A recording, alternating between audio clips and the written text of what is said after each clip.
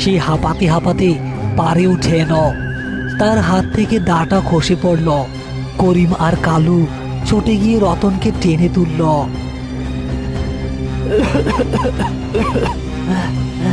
ভাইজান, ভাইজান কাটছি, আমি কাছি কাইটা দিছি।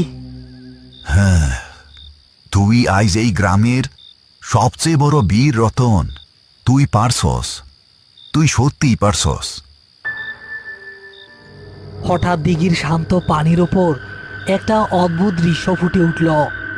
চাঁদের আলোয় পানির ঠিক ওপরে দাঁড়িয়ে আছে দুটো ছায়ামূর্তি। তবে এগুলো কোনো পিশাচ নয়, একজন সাধারণ গ্রাম্য পুরুষ। তার পাশে মাথায় ঘোমটা দেওয়া এক নারী, যার কোলে একটা ফুটফুটে শিশু। কদমালির মুখ আজ শান্ত, তার চোখে কোনো রক্ত বা ক্রোধ নেই।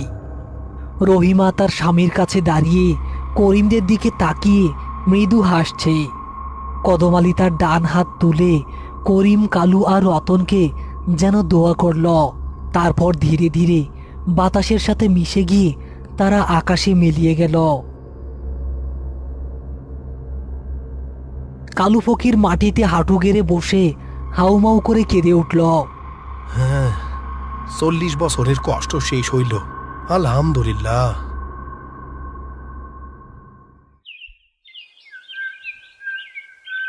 পরের দিন সকাল, রতনের বাড়ির উঠান মিষ্টি রোদে চারদিক ঝলমল করছে।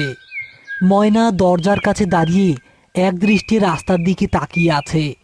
হঠাৎ সে দেখল বাঁশঝাড়ের ওপাশ থেকে 3 জন মানুষ হেঁটে আসছে। সামনে রতন, তার পেছনে করিম আর কালু ফকির। ময়না আর নিজেকে ধরে রাখতে পারল না। সে দৌড়ে গিয়ে রতনকে জড়িয়ে ধরে ডুকরে কেঁদে উঠল। তুমি ফিরে আইছো, তুমি ফিরে আইছো, আমি জানতাম তুমি ফিরে আইবা। হারে পাগলি, আমি না ফিরা যাই কই? আমার ভাইজান আমার লগে আছিল না। করিম উঠানের একপাশে রাখা কাঁঠাল গাছটায় হেলান দিয়ে দাঁড়ালো। তার শরীরে কাল রাতের অনেক ক্ষত, কিন্তু মুখে এক তৃপ্তির হাসি।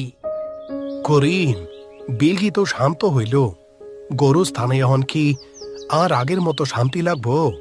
হ্যাঁ, গোরস্থানের মোর্দার চেয়ে জ্যান্ত মানুষের লোভ আর নিষ্ঠুরতা বেশি ভয়ঙ্কর কালু ভাই। কদমের আত্মা তো মুক্তি পাইছে, কিন্তু দুনিয়াতে তো এমন আরো অনেক কদম আইজ অবিচারের শিকার হইতাছে। যতদিন মানুষের মনে শয়তান থাকবো, ততদিন নিশিরা সুযোগ পাইব। তবে আমরাও তো আছি, তাই না রতন? হ ভাইজান, যতদিন জান আছে শয়তানের লগে লড়াই চলবো। পদ্মা দিঘির পানি আজও চাঁদের আলোয় চিকচিক করে। তবে গ্রামের কেউ এখন আর সেখানে রাতের বেলা ভয় পায় না।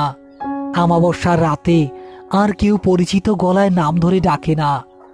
রতন আর করিমের সাহসিকতার গল্প আজ গ্রামের প্রতিটা মানুষের মুখে মুখে ঘোরে।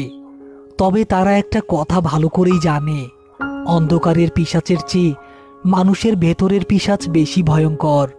অবিচার আর নিষ্ঠুরতা যেখানে জমা হয়, শয়তান সেখানেই তার বাসা বাঁধে।